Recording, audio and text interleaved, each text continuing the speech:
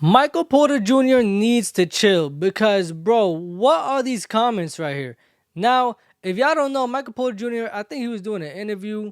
I don't remember when or how, but this clip has surfaced, and this is one of the craziest quotes I've probably seen. Like, one of the craziest ways you can throw your brother under the bus. Like, I'm not gonna lie to you, when I seen this, I thought it was insane. Like, the amount of embarrassment that his brother got from this clip is crazy because it literally, in my opinion, I don't think it had nothing to do with him. And at the same time, some people overreacted to this, and some people are not even saying anything. But everybody that has reacted to it, that I've seen, have dragged it. They've overreacted. They made it look like Michael Porter Jr. just did the worst thing possible. Now, what am I talking about? Michael Porter Jr. was talking about the bad things that he's addicted to compared to the things that his brother's addicted to, and why he thinks certain things not going his way and why certain things aren't going his brother's way. Okay, and his two examples was that he gets woman and that's why he's not married, and that's like one of his bad habits. And his brother Jontay Porter Jr. is addicted to gambling. Then his own words, he says addicted to gambling, and he's always had a money problem. That's why the Lord didn't bless him with a lot of money, right? Everybody has different things that they struggle with. That can go from people that struggle with alcohol, people that struggle with drugs. My brother, for example, struggled with gambling. My vice has always come in the form of women. And when I'm far from God and like I'm not in my word, I'm not praying, I'm not prioritizing him, like that seems to be the place that the devil gets me, is in the space of women. This is so crazy for a couple of things, because to just indicate or give an idea that the Lord blessed you with skeezers, with bops, right? Because you didn't have a money problem. So he gave you money, he gave you hoes, but he didn't give you the wife. And your brother had a money problem, so he didn't give him as much money as he gave you, and he didn't give him hoes, so he gave him a wife and no money. That's crazy.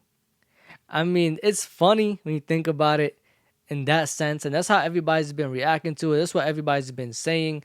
But the reality is, I think he was trying to give a more real talk, like something that's inspiring, that's influential, something that helps somebody, right? I think this was a conversation from the heart.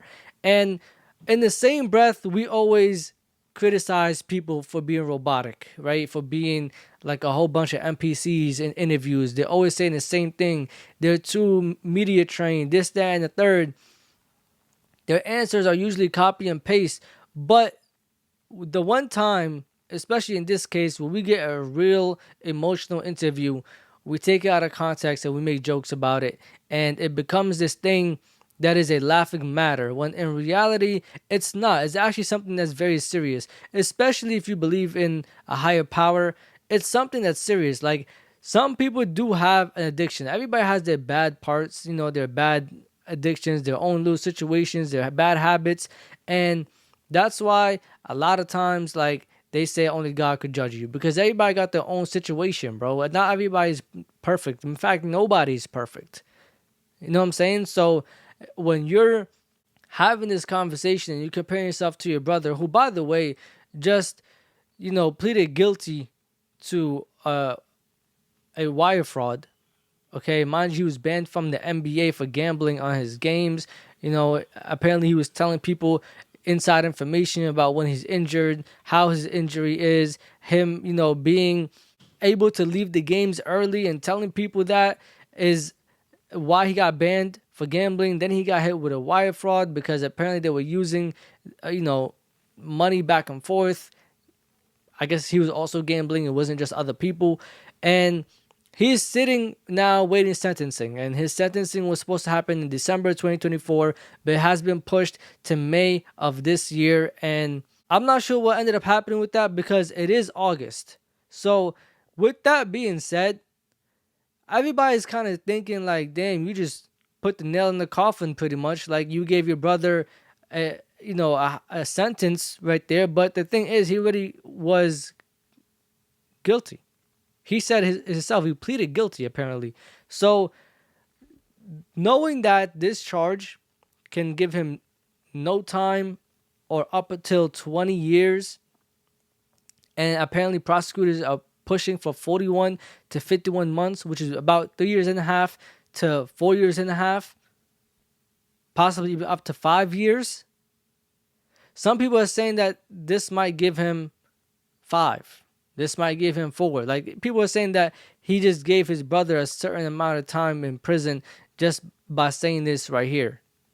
Which honestly, I'm sorry to tell y'all, but once you plead guilty, I don't think a statement like this really matters, bro. I don't think him trying to give advice to people or him really speaking his truth, his what's going on in his mind really matters in that case. Because really think about it, bro. If you know his life story, if you've seen some clips, I mean, they grew up and had a tough life. He had 8 siblings in total, right? 7 not including him, 8 including Michael Porter Jr.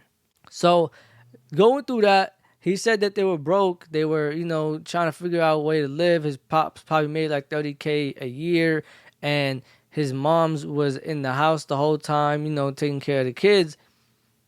There's a couple of other things he said, about how they ended up eating and stuff like that. My family's used to not having any money. Like there was 8 kids growing up.